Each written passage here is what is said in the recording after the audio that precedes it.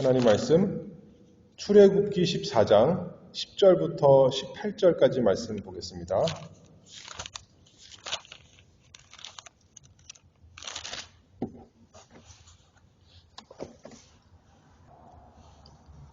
출애굽기 14장 10절부터 18절.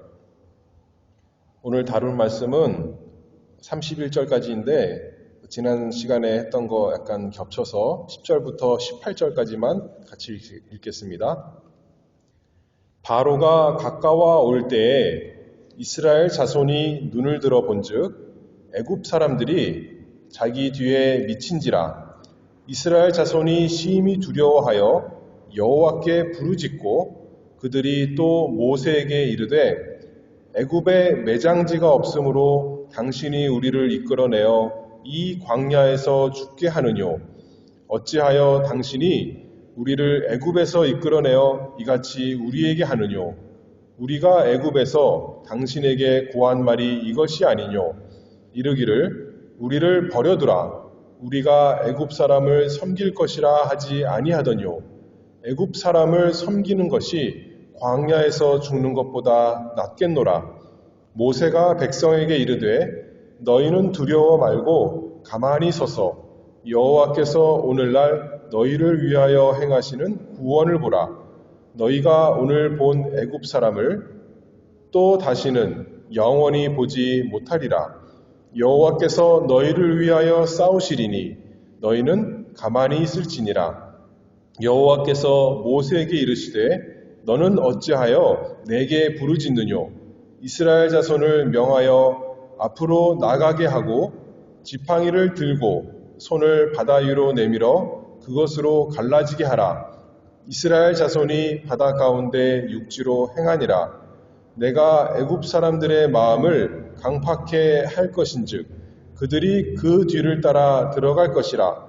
내가 바로와 그 모든 군대와 그 병거와 마병을 인하여 영광을 얻으리니 내가 바로와 그 병거와 마병으로 인하여 영광을 얻을 때에야 애굽 사람들이 나를 여호와인 줄 알리라 하시더니. 우리 인생길이 광야길 같습니다. 하나님께서 하나님의 백성을 연단하시는 학교다 그렇게 말씀했는데 그 연단시키는 것은 무엇보다도 우리의 믿음입니다. 그 고난을 통해서 특별히 시험을 통해서 하나님께서 우리가 시험에 넘어지기를 바라시는 것이 아니라 우리의 믿음이 자라나기를 바라십니다. 그래서 우리에게 시험을 주십니다. 베드로전서 4장 잘 아는 말씀을 살펴보면 사랑하는 자들아 너희를 시련하려고 오는 불시험을 이상한 일 당하는 것 같이 이상히 여기지 말고 오직 너희가 그리스도의 고난에 참여하는 것으로 즐거워하라. 이는 그의 영광을 나타나실 때에 너희로 즐거워하고 기뻐하게 하려 함이라. 우리가 시험 당하는 것이 우리 혼자가 당하는 것이 아니라 그리스도의 고난에 또는 그리스도의 시험에 참여하는 것이다. 그래서 우리를 망하게 하려고 하는 것이 아니라 그의 영광을 나타내실 때 너희로 즐거워하고 기뻐하게 하려고 우리로 하여금 우리가 즐겁고 기쁘게 하게 하시려고 하나님께서 우리에게 시험을 주신다 말씀했습니다. 그래서 우리 인생 살면서 천국에서는 시험이 없겠지만 이 세상에 살면서 시험이 한 번만 있는 것이 아니라 계속 있습니다. 한 시험 지나고 나면 또 그 다음 시험이 오고 우리가 천국에 갈 때까지 이 시험이 계속됩니다. 고린도 후서 5장 7절 말씀을 보면 이는 우리가 믿음으로 행하고 보는 것으로 하지 아니함이로다. 이것을 계속 제가 말씀했는데 우리가 이 세상에 살면서 육신의 눈으로 보는 것, 경험하는 것, 그것으로 판단하고 그것에 마음이 흔들리는 것이 아니라 보이지는 않지만 더욱 확실한 것을 믿음으로 살게 하도록 하나님께서 우리를 계속 시험하십니다. 선하시고 능력이 무한하신 하나님을 믿고 그분의 다스리심과 인도하심을 우리가 따라가기를 원하는데 시험이 시험인 것은 우리 앞에 놓인 어려운 현실 때문에 그렇습니다. 차라리 하나님이 계시지 않는다 그렇게 믿거나 차라리 우리 하나님은 선하신 하나님이 아니야. 능력이 있으신 분이 아니야. 나를 사랑하시지는 않아. 그렇게 생각한다면 오히려 시험거리가 안 될 텐데 하나님이 우리를 사랑하신다 그랬는데 하나님이 우리를 구원하셨는데 하나님이 능력이 많으신데 하나님은 선하신데 왜 나에게 우리 인생에 이렇게 고난과 시험거리가 많은가 하면서 시험거리가 된다는 거죠. 애굽에서 이스라엘 백성을 보면 이들이 참 많은 증거를 얻었습니다. 애굽에 10재앙이 내릴 때 10가지 재앙이 내릴 때 초자연적으로 하나님께서 그들을 구원하실 때 이들은 하나님의 놀라운 능력을 하나님의 그 다스리심을 보았습니다. 그런데 그들이 생각했던 이제 평안한 길로 가는 것이 아니라 하나님께서 어떤 길로 인도하셨다고요? 앞에는 홍해, 건널 수 없는 막다른 길입니다. 뒤에는 그 당시에 가장 강력한 애굽 나라 바로가 이끄는 군대가 자기들을 죽이려고 쫓아오는 막다른 길에 이르렀습니다. 이때 이스라엘 백성이 여기 보면 하나님께 부르짖었는데 하나님께 구원해달라고 우리를 살려달라고 약속대로 건져달라고 부르짖은 것이 아니라 원망과 불평했는 거죠. 12절 말씀 다시 보면 애굽 사람을 섬기는 것이 광야에서 죽는 것보다 낫겠노라. 그러나 그들에게는 이스라엘 백성만 있었던 것이 아니라 모세가 있었습니다. 모세는 바로의 생각과 달랐고 이스라엘의 생각과 달랐습니다. 이스라엘은 우리가 죽겠노라 그랬고 바로도 그렇게 생각했습니다. 하나님의 심판을 그들은 몸소 당하고 나서도 이제는 어떻게 생각한 거예요? 우리가 쫓아가서 이스라엘 백성을 죽일 수 있겠구나. 또는 우리가 붙잡아서 다시 노예로 삼을 수 있겠구나. 바로는 그렇게 확신하면서 쫓아왔을 것입니다. 그런데 그 가운데 한 사람, 모세는 이스라엘의 승리를 확신했습니다. 하나님의 약속의 말씀을 믿었기 때문입니다. 그래서 모세가 13절에 이렇게 말씀하죠. 모세가 백성에게 이르되 너희는 두려워 말고 가만히 서서 여호와께서 오늘날 너희를 위하여 행하시는 구원을 보라. 너희가 오늘 본 애굽 사람을 또 다시는 영원히 보지 못하리라. 여호와께서 너희를 위하여 싸우시리니 너희는 가만히 있을지니라. 모세에게 하나님께서 믿음을 주셔서 모세에게는 담대함이 있었고 확신이 있었습니다. 하나님께서 반드시 건져주실 것 믿었고 이렇게 용기 있게 이스라엘 백성에게 말합니다. 그래서 오늘은 두 가지를 살펴볼 터인데 하나님께서 우리에게 시험을 주시는 그 섭리하심의 목적이 무엇인가? 첫 번째로는 하나님의 영광을 위해서, 두 번째로는 우리의 유익을 위해서.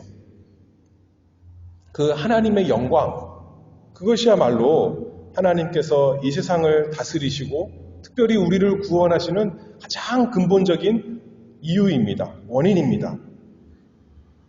14장 앞에 4절 말씀을 보면 하나님께서 이렇게 말씀하시죠. 내가 바로의 마음을 강팍해 한즉 바로가 그들의 뒤를 따르리니. 바로가 지금 쫓아오는 것이 단순히 바로 때문만이 아니라 하나님께서 그렇게 하셨다는 거예요. 하나님께서 바로의 마음을 강팍하게 해서 그들이 쫓아온다는 겁니다. 우연이 아닙니다. 하나님의 뜻하신 대로, 하나님의 계획하신 대로, 하나님께서 주장하시는 대로 지금 이 어려운 일이 생기고 있다는 말씀이죠. 그런데 그 이유가 그 4절 그 뒤에 보면 하나님께서 이렇게 말씀하십니다. 내가 그와 그 온 군대를 인하여 영광을 얻어 애굽 사람으로 나를 여호와인 줄 알게 하리라. 하나님께서 영광을 받으시기 위해서 이렇게 이 모든 일을 하신다는 말씀합니다. 또 내려와서 17절 말씀을 보면 내가 애굽 사람들의 마음을 강팍해 할 것인즉 그들이 그 뒤를 따라 들어갈 것이라. 내가 바로와 그 모든 군대와 그 병거와 마병을 인하여 영광을 얻으리니 내가 바로와 그 병거와 마병을 인하여 영광을 얻을 때에야 애굽 사람들이 나를 여호와인 줄 알리라 하시더니 하나님께서 직접 말씀하셨습니다. 하나님의 영광을 위해서 내가 바로의 마음도 강팍하게 했고 바로를 쫓아오게 했고 그리고 그들로 인해서 영광을 얻고 내가 여호와인 줄 알게 하리라. 이스라엘 백성들에게만 아니라 바로에게 하나님께서 여호와이신 것 알게 하시려고 이렇게 하신다는 거죠. 저번 주일에 제가 말씀하기로 출애굽기 5장에서 모세가 바로에게 찾아갔을 때 이스라엘 백성은 이제 우리가 나가서 애굽에서 나가서 하나님을 예배하겠습니다 할 때 바로가 이렇게 말했습니다. 바로가 여호와가 누구간데 나는 그런 신을 알지도 못한다 이렇게 말했지만 하나님께서 바로 오늘 바로에게 애굽 사람들에게 나를 여호와인 줄 알게 하시려고 하나님이 하나님이신 것 하나님이 영광스러우신 분이신 것 알게 하시려고 바로에게만 어떻게 보면 어려운 문제를 주신 것이 아니라 하나님의 백성에게도 이 환난과 시험을 주신다는 그 말씀을 하시고 있습니다. 우리의 삶에 고난이 있고 그래서 시험거리가 될 때에 약속해 주셨습니다. 어려운 일을 만나면 그 어려움만 보고 믿음을 잃어버리는 사람이 되지 말고 오늘 말씀에서 하나님께서 말씀하신 대로 하나님의 영광을 우리가 볼 수 있기를 바랍니다. 이 시험을 통해서 이 고난을 통해서 하나님께서 나에게도 하나님이 여호와이신 것을 알게 하시기를 원합니다. 라고 우리가 믿음으로 통과하기를 바랍니다. 자, 어떻게 이제 구원하시는가 나오죠? 19절 말씀을 보면 이스라엘 진 앞에 행하던 하나님의 사자가 옮겨 그 뒤로 행하매 구름 기둥도 앞에서 그 뒤로 옮겨 애굽 진과 이스라엘 진 사이에 이르러 서니 저편은 구름과 흑암이 있고 이 편은 밤이 광명하므로 밤새도록 저편이 이 편에 가까이 못하였더라. 여기 보니까 단순히 구름 기둥과 불 기둥만 있었던 것이 아니라 하나님의 사자가 그 전에는 이스라엘 백성을 하나님의 사자가 그 앞에서 인도했다는 겁니다. 그냥 일반 사람이 아니라 초자연적인 존재가 천사가 또는 하나님의 사자, 천사죠. 그런데 우리가 흔히 생각하기로는 구약시대에 예수님이 나타나신 모습으로 하나님의 사자가 앞서서 인도했습니다. 그런데 이제 막다른 골목에 가니까 그 사자가 하나님 백성과 애굽 군대 사이에 서 있다. 그렇게 말씀합니다. 하나님께서 특별히 그들과 함께 계심을, 그들을 인도하시고 또 그들을 보호하심을 여기서 이렇게 보여주는 영광스러운 모습입니다. 그래서 이제 21절의 말씀입니다. 모세가 바다 위로 손을 내어민데 여호와께서 큰 동풍으로 밤새도록 바닷물을 물러가게 하시니 물이 갈라져 바다가 마른 땅이 된지라. 이스라엘 자손이 바다 가운데 육지로 행하고 물은 그들의 좌우에 벽이 되니 애굽 사람들과 바로의 말들, 병거들과 그 마병들이 다 그 뒤를 쫓아 바다 가운데로 들어오는지라. 새벽에 여호와께서 불 구름 기둥 가운데서 애굽 군대를 보시고 그 군대를 어지럽게 하시며 그 병거 바퀴를 벗겨서 달리기에 극난하게 하시니 애굽 사람들이 가로되 이스라엘 앞에서 우리가 도망하자. 여호와가 그들을 위하여 싸워 애굽 사람들을 치는도다. 이스라엘은 애굽 군대 앞에서 아무것도 할 수 없었습니다. 맞서 싸울 수 없었습니다. 그러나 여호와께서 그들을 위해서 싸우셨습니다. 바로는 그래서 하나님 앞에서 아무것도 아닌 거죠. 이스라엘 백성은 홍해 앞에서 아무것도 할 수 없었습니다. 자연적인 장애물이었습니다. 인간이 어찌할 수 없는 거죠. 그러나 하나님의 그 놀라우신 능력으로 명하시니 그것조차 아무것도 아닌 게 되었습니다. 그리고 오히려 그곳이 하나님의 영광이 놀랍도록 나타난 그 순간이 되었습니다. 인류 역사상 창세기부터 쭉 보면 하나님께서 기적을 베푸시는데 정말 홍해가 갈라지는 것 같은 기적, 쉽지 않습니다. 그런데 그 장면을 이스라엘 백성이 경험한 것이죠. 하나님의 영광을 눈으로 보았습니다. 말로만, 귀로만 들은 것이 아니라 온몸으로 다 느끼게 된 것, 참 놀라운 일이 나타난 거죠. 우리가 소요리 문답에서 사람의 제일 되는 목적이 무엇입니까? 물어볼 때 뭐라고 답합니까? 사람의 제일 되는 목적은 하나님을 영화롭게 하는 것입니다. 사람의 목적이나 하나님의 목적이나 똑같습니다. 무엇이 가장 큰 것이냐면 하나님의 영광, 그것이 나타나는 것. 그래서 여기 보면 하나님을 부정하던 바로도 애국 군병도 여호와가 그들을 위하여 싸워 애국 사람을 치는도다 고백할 수밖에 없도록 만드시는 하나님의 영광, 그것이 나타났습니다. 그런데 하나님께서 이렇게 섭리하시는, 시험을 주시는 이유는 단순히 하나님의 영광만이 아니라 우리에게 좋은 것을 주시기 위해서, 우리에게 복된 것 주시기 위해서, 우리에게 유익으로 주시는 것이다 또 말씀하고 있습니다. 하나님께서 이스라엘을 알 수 없는 이 시험 가운데, 어려운 가운데 인도하셨지만 우리가 지금 읽은 대로 그때 이스라엘이 구원이 가장 크게 나타난 그 때인 거죠. 여기서 하나님의 백성과 애국 군대의 차이가 있습니다. 홍해는 이스라엘에게는 구원의 장소, 복된 장소요. 애국 군대에게는 심판의 장소요, 저주의 멸망의 장소가 되었습니다.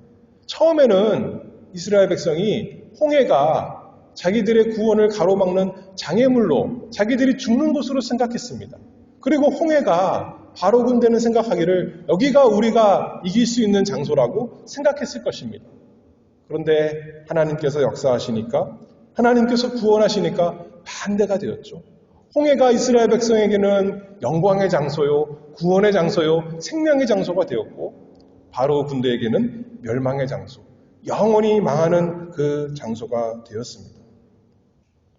하나님의 백성에게는 똑같은 일이 복된 것으로 나타났고, 애굽 바로의 군대에게는 심판으로 나타난 것이죠.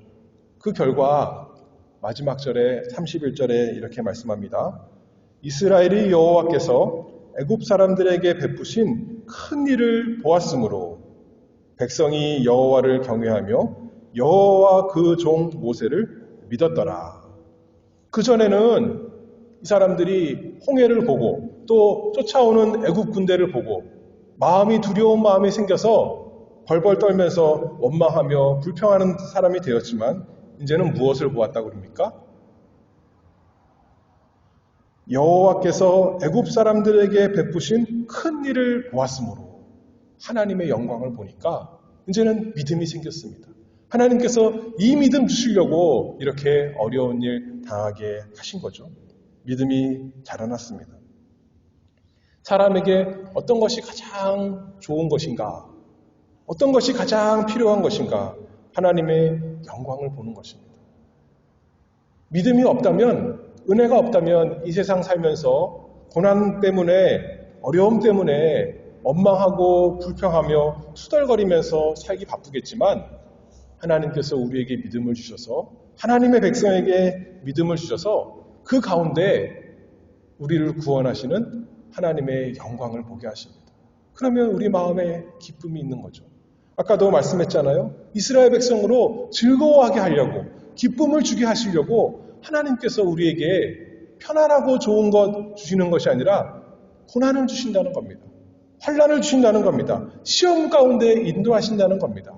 그것으로 이 세상 사람들이 볼 수 없는 하나님의 영광, 그 놀라운 것을, 찬란한 것을, 영원한 것을 보게 하신다는 거죠. 그래서 우리 마음속에 기쁨이 넘치고 찬송이 나오게 하시려고 하나님께서 우리에게 그렇게 인도하십니다. 여기에 보면 이스라엘 백성이 믿음이 좋아서 홍해를 건넜습니까? 구원받았습니까? 오히려 원망하고 불평했습니다. 그런데도 하나님의 백성이기 때문에 하나님이 구원하시는 거죠. 믿음이 좋아서 구원하시는 것이 아니라 믿음을 주시려고 하나님께서 이렇게 하신 겁니다.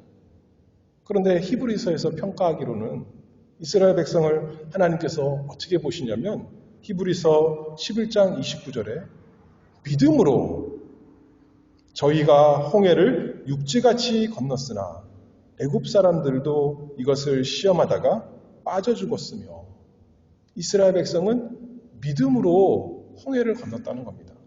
그래서 완전히 구원받았다는 거예요. 그런데 애굽 사람들은 홍해를 들어가긴 똑같이 들어갔는데 그들에게는 시험하다가 믿음이 없었다는 거예요. 시험하다가 빠져 죽었으며 하나님께서 우리에게 믿음의 사람들에게 하나님의 백성에게 믿음을 주셔서 이 세상 통과하게 하십니다.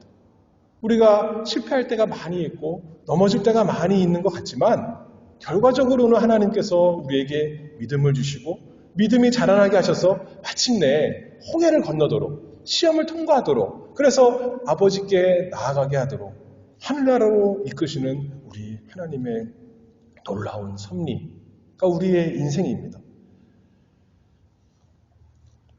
하나님께서 지금까지도 우리를 구원하셨고 또 앞으로도 계속 그렇게 구원하실 것입니다. 홍해를 건넌 이 사건, 이것이 얼마나 이스라엘에게 자랑거리가 아니겠어요?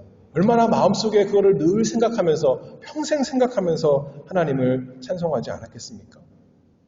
편안하고 안전한 그 순간이 이들에게는 인생 살 동안 가장 큰 절정이 아니라 이 위기, 큰 위기, 자신들이 어찌할 수 없는 앞에는 홍해가 있고 뒤에는 애굽 군대가 쫓아오는 이 절대절명의 순간이 그리고 하나님께서 구원하셨기 때문에 이들에게 가장 영광스러운 순간, 가장 놀라운 순간, 가장 찬양이 넘치는 순간이 될 수 있었습니다. 우리도 그렇습니다. 인생 살 동안 세상의 좋은 것으로 인해서 기뻐하고 즐거워하는 그것이 최고의 순간이 아니라 가장 어려운 정말 앞이 안 보이는 깜깜한 순간에 들어갔을 때라도 거기서 하나님께서 우리를 구원해 주신다면 그것이야말로 가장 영광스러운 찬송이 넘치고 기쁨이 넘치는 순간이 될 수 있는 것이죠. 근데 육신의 눈으로만 본다면 우리는 좌절하고 낙심하고 두려워할 수밖에 없지만 믿음의 눈으로 보이진 않지만 보이는 것보다 더 확실한 하나님의 약속의 말씀을 붙들고 함께 걸어가는 우리가 되기를 바랍니다. 욥기 23장 10절 말씀을 보면 나의 가는 길을 오직 그가 아시나니 그가 나를 단련한 후에는 내가 정금같이 나오리라. 이스라엘 백성이 홍해를 건너기 전에 하나님께서 구원하시기 전에는 불평불만하던 치기가 많은 사람들이었는데 이제 하나님께서 믿음 주셔서 홍해를 건너고 나니까 이제는 정금같이 나오는 거죠.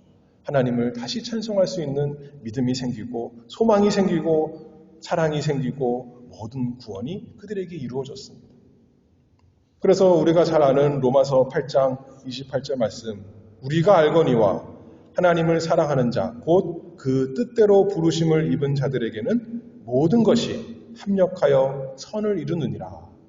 모든 인생에 육신적으로 좋은 것만 하나님의 사랑하는 자에게 온다. 그 말씀이 아니라 설사 홍해가 있고 바로의 군대가 있고 모든 어려움이 온다 할지라도 그 모든 것이 합력하여 선을 이룬다.